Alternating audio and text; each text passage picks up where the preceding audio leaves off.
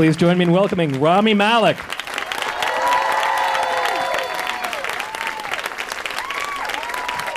Well, thank you for joining us. I know tonight is a big night for you, so we're very grateful that you're spending time with us. Oh, no. I mean, it's all about the fans, right? Absolutely. Yeah. By the way, my publicist slept with that reporter from Vulture.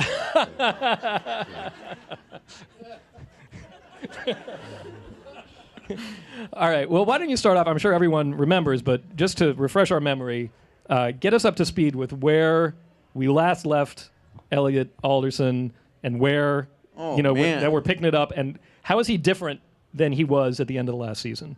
Where did we leave him? I think he was setting off to try to save the world and kind of failing miserably at it. This year, obviously there was that massive reveal about what's going on in his brain, and at the beginning of this season, he's dealing with the realization and coming to terms with having Mr. Robot be this actual existence in his mindset. So he's starting off in a very dire mental place, and just trying to figure it out. That's a very difficult place to be when you have to figure out that you have a mental issue that's so severe, and a lot comes with that. So that's where we begin with this guy. So if you want to up the stakes, that's not a bad place to start. Yeah, I mean, so talk about the challenge of playing that. You're it seems like it's almost playing a completely different character, someone who knows he has a mental illness, as opposed to last season when you were oblivious to that fact. Yeah, I mean, last year I just thought that this guy was some random anarchist, Mr. Robot, played by Christian Slater. I've sought him out, I guess, as well. He sought me out in order to help go through this plan to destroy financial debt as we know it, and it seemed like a pretty honorable but massive undertaking. And this year, when you discover that you have a mental illness of that state, it's very debilitating. He's just trying to figure out where his head is, and it's a place that he starts in denial and finally kind of accepting it and then dealing with it, and he sets off with a plan as to how he's going to eradicate Mr. Robot from his brain, which you can imagine how that's going to go. I'm going to guess, like everything else on the show, really, really well. Yeah, right. You told a story to Variety about, maybe you told it elsewhere as well, about when Sam was preparing you to come back, he called you and said, if I do if I'm asking you to do anything that's too uncomfortable, let me know. Yeah. So talk about that a little bit. Well, and then sorry. Did you have to? Did I? Yeah. I mean, we're almost done with the second season. I think we have about a week left, and I gotta say, it's really special. It's just as good, if not more powerful than the first season. So very proud of that. But Sam, at the end of the first season, when he was writing the second season, he comes up to me. He's like, I'm gonna really challenge you in ways that you weren't in the first season. I'm like, what do you mean? You put me through everything possible on that first season, and by the time, after the first week, I realized it was going to be different for him. And there were some takes this season that I had to pull myself out of, and as an actor, when you have to call cut, you're in a pretty bad place. So you've been shooting this season. You're in your last week, which means you've been living in Elliot's head, or vice versa, I guess. For how many months have you been shooting? 4 months maybe now? Yeah. 4 months. So what? It's a really. How you doing? I'm dying. Yeah, I mean that mindset that he's in is, it's a wild place to live. And you know what the thing is? People actually live like that. So I figure if people have to endure it in the real world, then I can do it as an actor portraying this guy. And I learn a lot from Elliot. Just going through what he has to live in, that complicated universe that is his life. It just humbles me as a human being because. Here's a guy who is, he's dealing with so much grief. He's got a really rough life. He's socially anxious. He's got a mental illness, and he's still trying to save the world. And so, I look at him and this quality of man. I mean, that's something, that I want to live up to. I mean, I don't want to do all the crazy, nutty things he does, but he's pretty spectacular in a way. Yeah. There's a lot of controversy.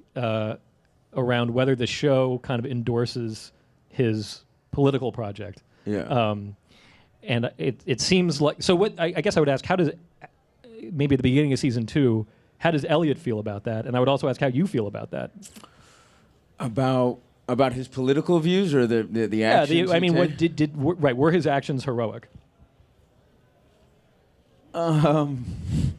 No, well, look, it's not like, it's not the typical superhero, vibe you get from a Marvel movie per se. I mean, he goes about things in some pretty confounding ways, and he does some irrational things, some pretty dicey things, and he's not the purest human being in the world, but he does have a very strong moral center, and I think given the circumstances that he lives in with all of his issues, the fact that he still does want to take care of his family and or the people he's really close to and achieve some type of human connection and on a larger scale make the world better for many people out there. Yeah, there is something heroic about that, and I think we look at this word of hero and think that everything is so pure and altruistic and perfect. It's not, and I think that's why a lot of people really connect with this guy, is because you can do heroic things and still have your own misgivings. And I know his can be really, really bad, awful things, but there is a quality of heroism in him that I think people have connected to.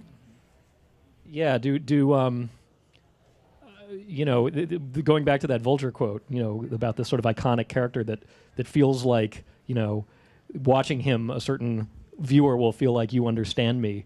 What kind of interactions do you have with fans around that? That must be, I can imagine people forming a really intense response to that character. Well, I always wonder, like, if people see me on the street, are they going to just see Elliot? And in that case, would you be nervous about going up to Elliot? Because I would. So when people come straight up and are in my face, I'm like, wow. I mean, the fact that it's had this kind of connection with people through the screen is, it's more rewarding than anything else. The fan base is, look at this. This is pretty rad. Yeah. He speaks to all of us, and I think I have the luxury and the true honor of getting to play this guy that has had this massive effect on our culture, and it's just something I'm proud of. So anytime you see me on the street, I'll say hi. There you go. So how what do you go through to prepare? Maybe before the season starts or something. Do you read? Are you method? Like how do you get into character? I did so much work going into the first season. I worked with a psychologist to get into what was going on with him and his headspace. Talked about social anxiety. Talked about different mental illnesses. I watched every documentary on hacking. I even got a typing tutor to help me type quicker. It didn't work out so well. But I did as much homework as I could, because reading him on the page, I was like, oh, this is a great role. Like, I cannot mess this up. So I just wanted to do everything I possibly could. And for me, that's research and like going away and being alone and just, that the kind of loneliness that he inhabits. I just, I wanted to have a semblance of that. So just spent a lot of time alone and, with my own thoughts and emotions. And when we got done with the first season, I was like, I should know this guy by now, and I thought I did. And when I started receiving scripts for the second season, I was like, man, you got to do just as much homework, because it's, after having a revelation like that, that you have this alter ego living with you, it's a different Elliot. So I hope people will see the nuances of that. But if they don't, just go back and watch season 1. It seems like we have a clip for the sort of a teaser for the new season 2. When we take a look at that real quick. Typical Elliot. Oh, Elliot. I know, or I think I read that you had sort of on-site, hacking consultants to make sure that it all. Did they coach you on your performance? Like Elliot wouldn't do that? No, I'd kill them. No, I leave all the technical stuff to them. I mean, they walk me through all this stuff. It's so important to Sam Esmail, our brilliant creator, writer, and director of the show, that we get everything right. And, on all the screens, anything we do is practical. So if you see the hack, it's a hack that would work. So I get, hours of walkthrough before we shoot it, and to me, it's sometimes very tedious and, beyond me at times. But once you start to figure it out, it becomes cool. So I've had this new appreciation for what guys like and girls like Elliot can do. Can you do some of that stuff now? Like, have you picked any of it up? Or are you doing it now? Am I doing it now? Yeah, Just look at the... No. What if your pictures just popped up off your phone? No, look behind you right now. I'm not that good. No, I wish I was. That'd be a good, party trick, right? Yeah. It sounds like a great party. So talk a little bit about your relationship with Christian Slater. He obviously kind of came of age playing kind of a similar group of characters, right? Kind of antisocial and edgy and revolutionary and all that stuff. Did he give you any advice in terms of how to play this kind of guy? No, he didn't. I gave him a lot of advice. No, when I met Christian, we were they told me we found a mystery. I was trying on the hoodie for Elliot in a costume fitting, in a wardrobe fitting, and they had all the Mr. Robot clothes up on the side. And usually when they pull that means they have the actor figured out. So I just started asking questions and interrogating our costume designer until she told me it was Christian. I was like, oh, wow, that's amazing. Who doesn't love his movies? Yeah. And I sat down with him, and I was a little trepidatious. I'm like, am I going to get an egotistical actor who's had, a pretty iconic career? And he was nice. He was too nice. So then I got skeptical of that. I was like, there's a little something weird about that, right? You start questioning too nice all the time. But we shot that Ferris wheel scene the first after the day after I met him, and he had just got hired, and we just we were on that Ferris wheel, and we got to know each other, and I was like, oh, this is gonna be good, because not only was he acting up a storm, but in between takes he was just down to earth and cool, and he's given me a lot of advice and just been extraordinary through shooting. I always look forward to a scene with Christian. Yeah, did you grow up watching Heathers and How About the Volume? And all those movies. Yeah, right. Yeah, and then True Romance is one of my favorite movies. Yeah. I got to see him and Patricia Arquette and a bunch of the actors from that movie do a live reading in L.A., which was epic. That's great. And you guys seen True Romance? We should all watch it again tonight. after the show. Or the 2 hour, or before the show. Before the show. You better start now, I guess so. Yeah. The show's on tonight. Seriously? It's this hot new show. I don't know if you've heard about it.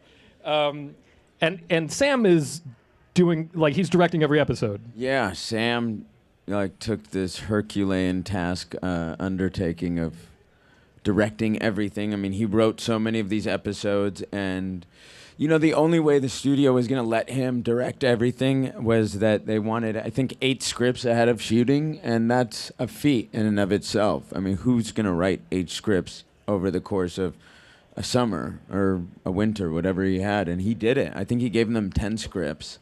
And working with Sam has been a true blessing because as an actor, when you have someone who knows the story as well as he does, that gives you, a certain trust. When, you're playing a character like Elliot, I want to take some big risks. And to do that with a director who's just coming in on a weekly basis is, it just doesn't give you the liberty to do what you might be able to do with someone who knows the story as well as he does and, knows the complete trajectory of this character. So that's been a blessing. I get to play Elliot, and a lot of people get to see this really cool character that has engaged a lot of people, but wouldn't be here without him. Yeah, and you're shooting it. I think I read somewhere that you're shooting it sort of out of order this year in a different way than you did last year. So we've shot all of these 10 episodes like a film, and in a film you shoot out of sequence. So on the first day you could wind up shooting the last scene in a movie. So within the first week of shooting the second season, I shot a really emotional scene from the 9th episode, and I was like, I can't believe you're doing this to me right now. I don't know where he's gonna be by episode 9. If you told me in the first season like where Elliot would be in episode 9, I'd be like, I have no fucking clue. So yeah, that was tricky, and that's where it comes in that you have a guy like Sam who knows it so well, and you can trust him. But that just makes all of us do the homework that we needed to do to be able to be prepared enough to fulfill that. You got to, if you're going to be shooting episode 9 or 10 within the first week, it makes you work that much harder to figure out where your character's going. And do you have to prepare yourself physically in any way? Is there any, he's got a haunted look to him. Is that something that your body has to adjust to in any way? Yeah, sadly it is. I mean, when did he eat in the first season? I think he ate McDonald's fries in the pilot, and then I told Sam, I was like, dude, you got to show this guy eating something at some point. It's just natural that people eat food. Even Elliot eats food, right? I mean, he has to survive. But Sam told me early on, before we shot the pilot, he's like, people who do a lot of morphine or drugs, they don't eat much. And I'm like, oh, God, where's this leading? And he's like, so you need to slim down a little bit. And I was like, pretty thin already. And so I was like, more? And he was like, yeah, a little bit more. And so, yeah, I just keep on a pretty boring diet for the most part. And it sucks, but... Sounds like it. But it's good. I mean, when you see a guy who looks like hollow on screen like that, it adds something. It's less acting I have to do. Really. It is. Yeah. Right, because you're just sort of naturally angry also, I would Yeah. Right. Yeah. Yeah, and you look empty. Because you are. You're empty. Sad. It's terrible. All right, this is great. I want to. So the show, a lot of people have commented on it. It sort of tends to predict and reflect events in the real world in this kind of uncanny way. I think we've all sort of had moments where we've read the news and been like, "Didn't I see that?" So, I mean, have you had those moments where you look around and you're like, "Oh, this is a Mr. Robot moment right here"? I only get my news from Mr. Robot now. Is that all you're giving me? That's it? Okay. I can move on. No. Yeah, it's sad because, at one point we're like, man, this is amazing. We're predicting the future, but the future's so dire, and it's always like a really nasty situation or, some of that. When we shot the pilot, there was that Michael Hansen scene in the beginning, and I came up to him and I called him out for, cheating on his wife with my therapist, Krista, and I remember listing a bunch of names of girls he's, cheated on her with, and I said, Ashley Madison, you slept with this girl and Ashley Madison. I had no idea what Ashley Madison was till the hack happened in episode 9 or 10 when there was actually a real Ashley Madison hack, and that's a website that people cheat on their spouses with, I believe. Is that true? I believe so. Okay. So then I realized Ashley Madison was not just a girl, it was a website.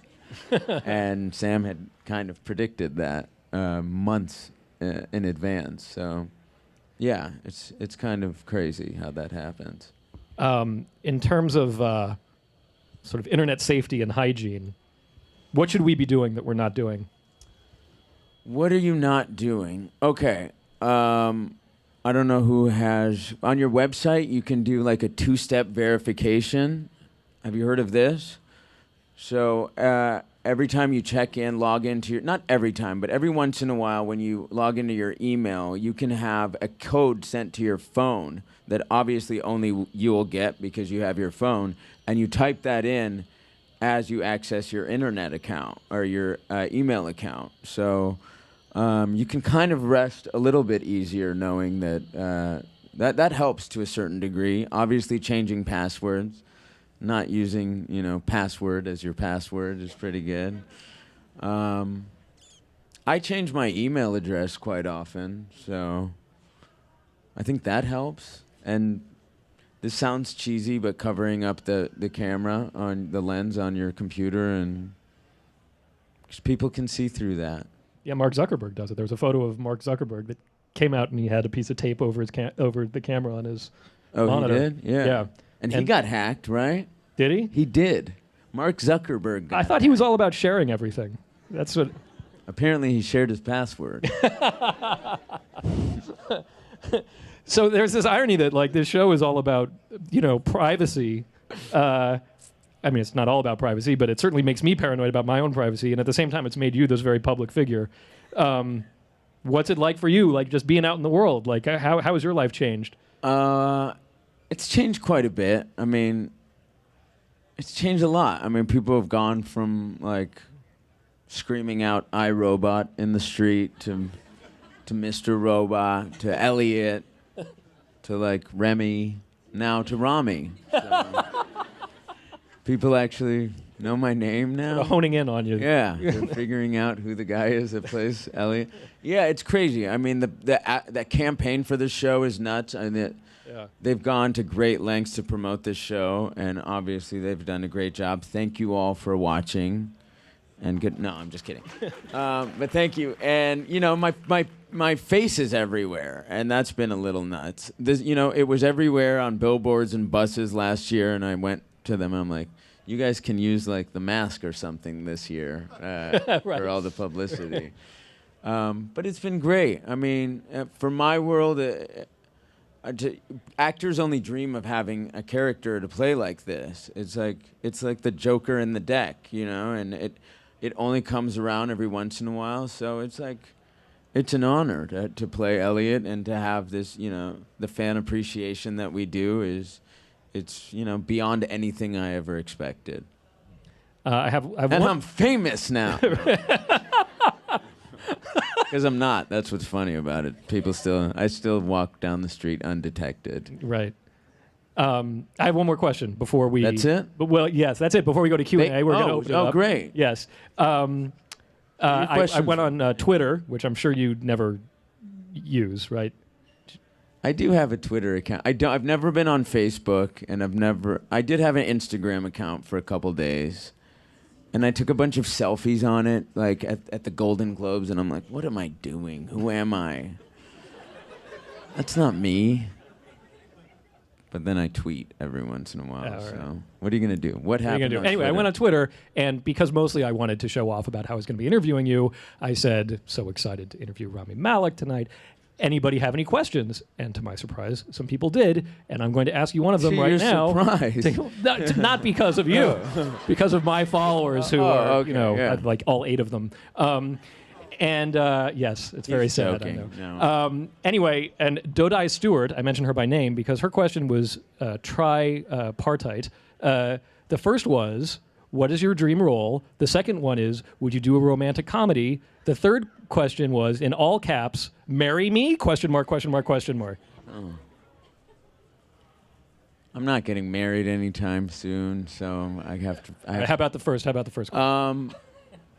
What was the first question again? Dream role. Dream role. Yeah. Look, I'm kind of playing a dream role, so I got to say, anything like this, it's like I said, any type of kind of Joker in the deck, and you know what those roles are. You know, it's literally like a Heath Ledger playing the Joker. That'd be a dream role, right? Anything where you get to do audacious stuff and still kind of find some sympathy for the character and you know, when people can relate to a character like Elliot that can be so polarizing and do some pretty manipulative stuff and still you feel for him, I mean, that's pretty special. So what else?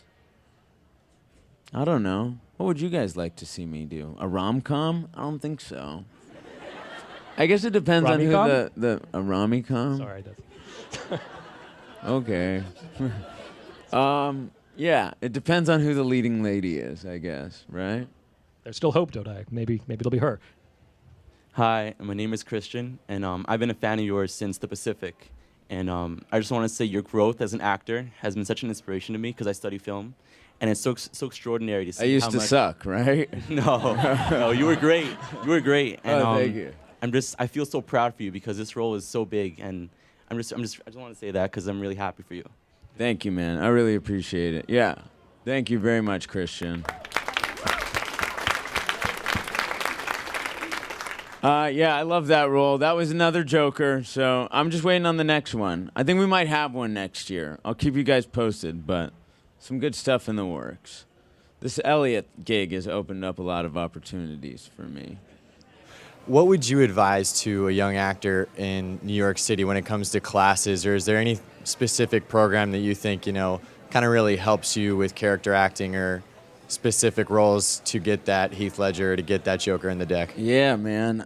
It's a tough question because, you know, I know so many actors that are working and not working. You know, a lot of my friends, you know, we've grown up and there were times when everybody's, you know, struggling. It's really tough. And one, I think, you know, your heart just has to be in it all the way because otherwise the rejection can be pretty tough, as you know. I mean, sometimes there were moments where it's like, what am I doing? Like, this is just self-inflicted pain.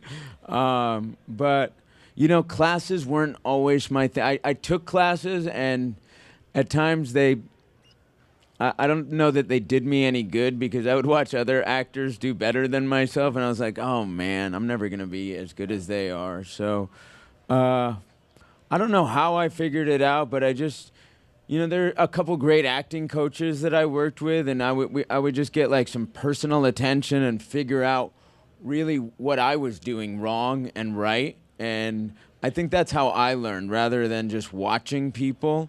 I just kind of figured out what my problems were and what my struggles were and where I was excelling. Yeah. And that helped me more than anything. But there are other people who, like, you know, classes.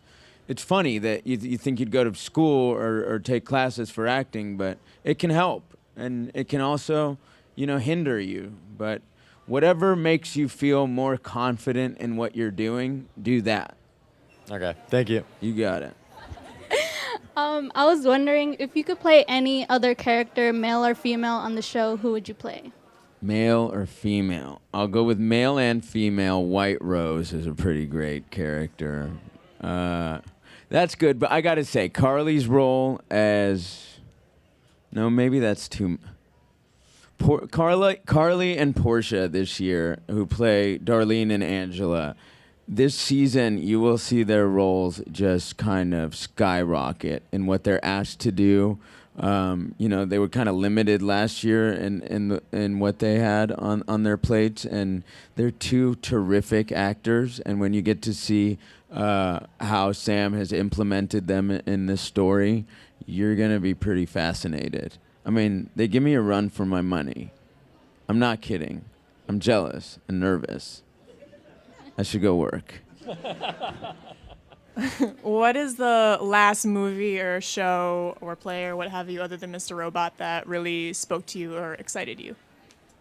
Despicable Me was always a lot of fun. I really could get inspired by a cartoon. I'm not kidding. Right? I mean, the way they're making these cartoon animated movies is phenomenal these days. What was it, Inside Out? Did you see that? That I saw, yeah. I mean, Christian Slater cried through the whole movie. I'm not kidding, and he's not ashamed to say it. Hello, my name is George. How important do you feel that this show takes place in New York City, and would it be any different if it was anywhere else? Yeah, you know, there was talk about this show shooting in Toronto, and Sam and I was like, no, we can't. I didn't sign up for that. I mean, as much as I love that city, it's not where this show was meant to be. So I think we lost a few episodes on our budget in the first season in order to shoot here in New York. Wow. Yeah. And remember all those really cool kind of tracking shots in the pilot where you just see him walking through the city? It just really grounds him, and you see kind of how insurmountable it can be, that this world he lives in, and you get this, this idea of him being, the cog in the wheel. It's just he's so small, trying to survive in this concrete jungle, and nothing is. We shoot outside here often because there's a great shot of the Freedom Tower from almost any one of these little streets, and you can't. You have the juxtaposition of this minute human being with a hood on, with the backdrop of the Freedom Tower and other iconic buildings, and it just dwarfs him. So you really get a sense of how difficult his cause is and how resolute you have to be to achieve something here. So, most of you live here or visiting? New York can be tough, and but you're not gonna. You can't. I mean, they try to recreate this city on every backlot in Hollywood, and it's never quite the same. You would be, an art director would be putting together. They'd need a massive budget to create some of the things you see here. So it is. I mean, we'd say it's like as important a character as Elliot or Mr. Robot or anyone else on the show. Love shooting in this city. This is my favorite place to shoot, by the way. What do you find to be the most problematic thing about being a person of color in the industry, and what are some of the problems that you've run into this industry being a person of color? When I started out acting, I think people would be like, wait, he's too ethnic.